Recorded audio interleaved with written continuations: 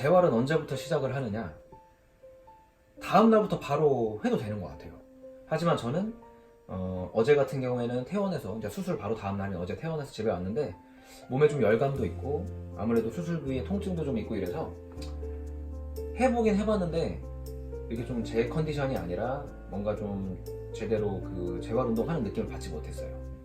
네. 둘째 날인 오늘은 완전히 컨디션이 회복이 돼서 정말로 내가 재활을 하고 있구라는 느낌을 받았고 뭐 또 안 믿으실 수도 있으니까 자, 저 같은 경우에는 아까 말씀드렸다시피 12월 18일 날 수술을 했습니다. 보이나 모르겠네. 자, 여기 보이시죠? 네. 12월 20일 수술한 지 이틀 후부터 재활을 시작했고 오늘 아침까지만 해도 목발을 집은 채로 수술한 부위의 발을 땅에 디디는 것조차 너무 아팠어요. 목발을 집은 채로도. 하지만 오전부터 오후까지 계속해서 재활, 지금 이제 소개해드릴 재활 동작을 하고 났더니 오후에 두 발로 그냥 섰습니다. 그러면서 실제로 걸었어요. 목발 없이. 그것도 좀 이따 같이 보여드리도록 할 겁니다. 자, 그럼 첫 번째, 십자인대 재건술을 받고 나면 무릎이 잘 펴지지 않습니다. 지금 이게 사실 잘 티가 나실지 모르겠지만 잘 펴지지 않아요. 한 10도 정도 계속 구부러져 있습니다. 전방 십자인대 수술을 받고 나시면 2주, 처음 수술 받은 직후부터 2주까지 무릎을 완전히 필 수 있는 기간이라고 보시면 돼요. 자, 이때 제대로 이 녀석을 완전히 내 가동 범위를 찾아주지 못하면 나중에 제대로 필 가능성이 많이 떨어진다고 합니다. 그래서 이 시기에 무릎을 다 피는데 엄청 집중을 많이 해주셔야 돼요. 자, 그럼 내가 피려고 하는데 힘이 안 들어가고 너무 아파요. 당연하죠. 네. 그래서 억지로라도 좀 힘으로 눌러줘야 되고 아픈 거는 저는 조금 감수해야 된다고 생각합니다. 자, 저 같은 경우는 어떻게 했냐면 자, 발끝을 잡은 상태에서 무릎을 위에서 좀 눌러주세요. 생각보다 아프진 않습니다. 다시 풀어주고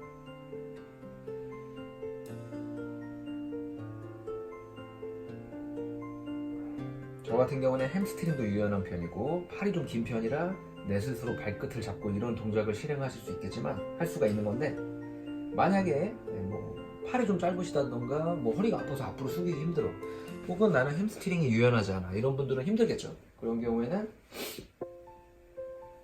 뭐 이렇게 수건으로 발을 걸치신 다음에 당기면서 눌러주는 거죠. 다시 한번 발을 내 몸 쪽으로 당기면서 3초 정도 버티셨다가 풀어주고 다시. 자, 이때 그냥 당기기만 하기보다는 대퇴사두에 힘을 주는 거예요. 우리가 헬스장 가면 왜 이렇게 레그 익스텐션 같은 거 하잖아요. 이거 같이 그 동작을 실행하듯이 허벅지 앞쪽을 수축시켜준다고 생각하면서 이 동작을 이렇게 한 20회 정도 실시해 주시면 됩니다. 자, 두 번째는 접는 가동성입니다.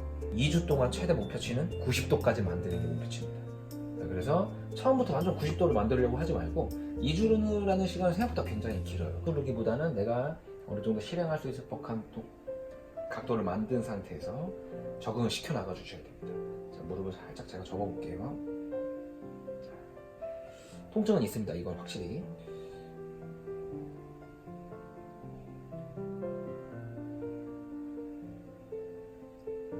자, 생각보다 많이 접힙니다.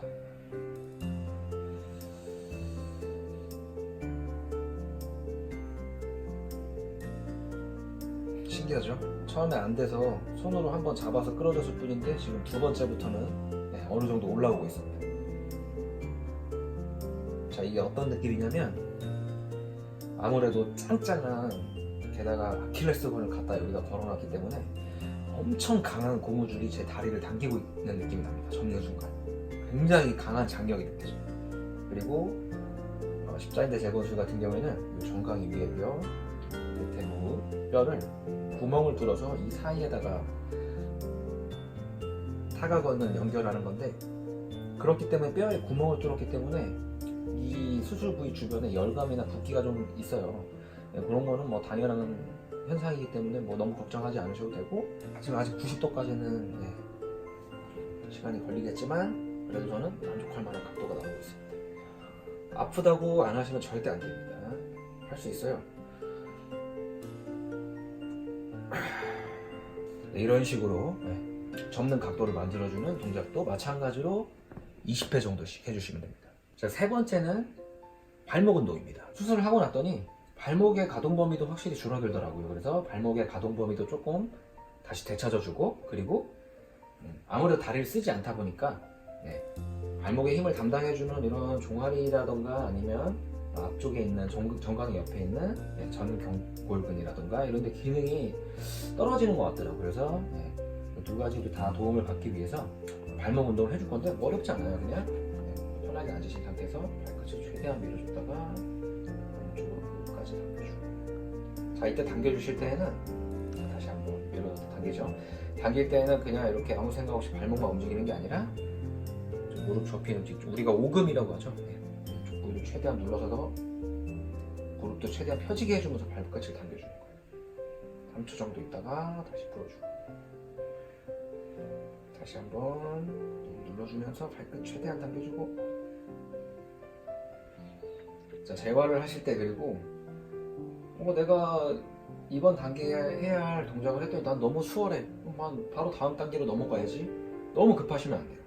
자, 무엇이든 조급함 속에는 독이 있을 수 있어요. 그렇기 때문에 항시 내 몸 상태를 정확하게 체크하고 거기에 맞게끔 해주셔야 돼요. 이런 식으로 마찬가지로 20회씩, 오늘 알려드릴 동작 다 20회씩 할 거예요. 그래서 이렇게 20회씩 해주면 되고요. 자, 이제 다음 동작으로 넘어가도록 하겠습니다. 두 가지 동작을 더 알려드릴 건데 이 두 가지는 다 허벅지 전면, 즉 대퇴사두근을 강화시켜주는 거고, 정말 신기한 건 이틀 정도밖에 지나지 않았는데 대퇴사두근에 힘이 정말 들어가지 않아요. 기능이 떨어지는 건 순식간이라고 합니다. 그렇기 때문에 강도를 높게는 아니더라도 자꾸 사용을 해주는 걸 빨리, 조금이라도 빨리 해주는 게 좋은 것 같고, 첫 번째는 이렇게 발목 밑에 수건을 말아놓으시는 게 좋은데, 저는 지금 사실 좀 높은 건데요. 이게 왜냐면 제가 좀 아무래도 푹신한 소파에 앉아있다 보니까 눌려서 일반 수건을 대자니 효과가 없더라고요. 그래서 조금 높게 했고, 딱딱한 바닥에서 하시는 분들은 그냥 일반 수건을 돌돌 말아서 올려놓고 하셔도 관계없습니다. 대퇴사두를 강하게 수축해서 힘을 주면서 아래로 눌러주시는 거예요. 3초 정도 풀어주고, 다시 한번. 자, 이때 다리를 펴려는 생각도 중요하지만 대퇴사두근의 근력을 키우려는 동작이기 때문에 대퇴사두에 힘을 강하게 주시면 좋습니다. 마찬가지 20회 정도 실시해 주시면 되고요. 자, 이거를 꼭 해줘야 되는 거를 비교를 한번 해드릴게요. 왜 꼭 해줘야 되냐, 차이를 한번 보세요. 자, 지금 왼다리, 수술을 하지 않은 왼다리를 보시면 대퇴사두근을 순간적으로 수축하면서, 보이시죠? 수축하니까 다리가 완전 풀 익스텐션 되면서 뒤꿈치 하나 떠버립니다. 오른다리 되지 않습니다. 힘이 들어가지 않아요. 당연히 통증도 있어서 그런 것도 있지만 꿈쩍도 하지 않습니다. 차이가 확연하죠? 그렇기 때문에 이 동작 꼭 해주셔야 됩니다. 자, 이제 가장 힘들고 아픈 마지막 동작으로 넘어갈 건데, 저는 개인적으로 이게 제일 힘들더라고요. 그래서 더더욱 꼭 해줘야 된다고 생각합니다. 마지막 동작은 대퇴사두의 힘을 이용해서 다리 전체를 일자로 핀 상태에서 뒤꿈치를 바닥에서 뗐다가 다시 바닥에 터치하고 올라와서 잠깐 머물렀다 해주는 동작을 반복하는 건데, 지금 같은 경우에는 지금 제가 수술한 쪽 다리는 이게 되지가 않습니다. 수술을 하지 않은 부위는 어려운 동작이 아니에요. 무릎 통증도 있기 때문에 그런데 허벅지 앞쪽에 힘이 들어가지 않기 때문에 다리가 들어지지 않아요. 그래서 조금 더 편안하고, 그리고 허리가 아플 수 있기 때문에 이렇게 등 뒤에 베개를 기대는 상태에서 하실 걸 좀 더 추천드리고, 저는 오늘은 밴드를 이용해서 한번 해봤거든요. 정말 신기하게도 아예 들리지도 않던 녀석이 밴드를 이용해서 몇 번 서포트를 받고 나니까 이제 자극을, 힘을 주는 방법을 익힌 건지 밴드가 없이 그 다음부터 이어서 되더라고요. 한번 보여드리도록 하겠습니다. 하나, 둘, 셋. 하나, 둘, 셋. 자, 밴드의 장력을 최소화하려고 제가 점점 밴드를 길게 늘리고 있어요, 지금.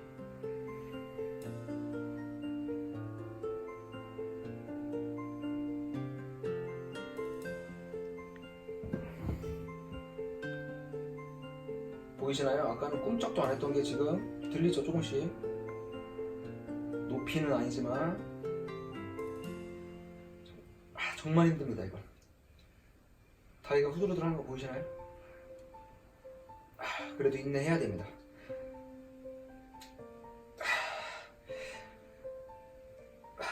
이렇게 20회 정도 해주시면 되고요. 사실 처음에 통증이 너무 많이 동반되는 경우에는 20회씩 하는 게 쉽지가 않기 때문에 10회 정도씩 잡아서 실행을 하시다가 통증이 점점 줄어든다 싶으시면 최대 20회까지 횟수를 늘려가 보시면 되고, 이렇게 해서 한 세트를 하는 건데 하루에 총 10세트 정도를 해주라고 하는데, 그렇게 해서 각 동작당 200회 정도를 채워주라고 얘기를 합니다.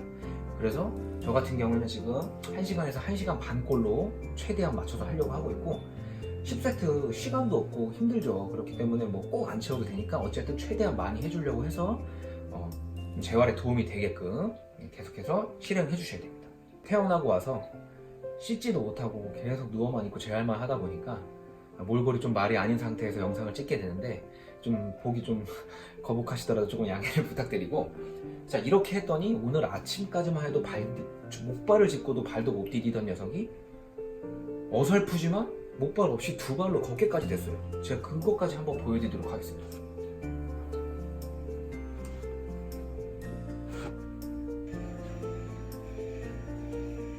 어설프게 걷고 있긴 하지만 수술 2일차에 이렇게 보조기구 없이 발을 딛고 걸을 수 있다는 것 자체가 엄청난 만족입니다.